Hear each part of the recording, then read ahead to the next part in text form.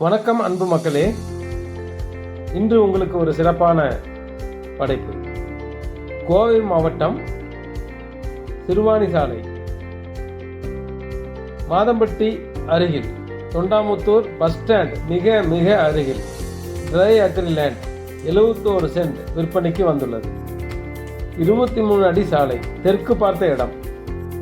Thondamuthur arts and science college அருகிலேயே அமைந்துள்ளது.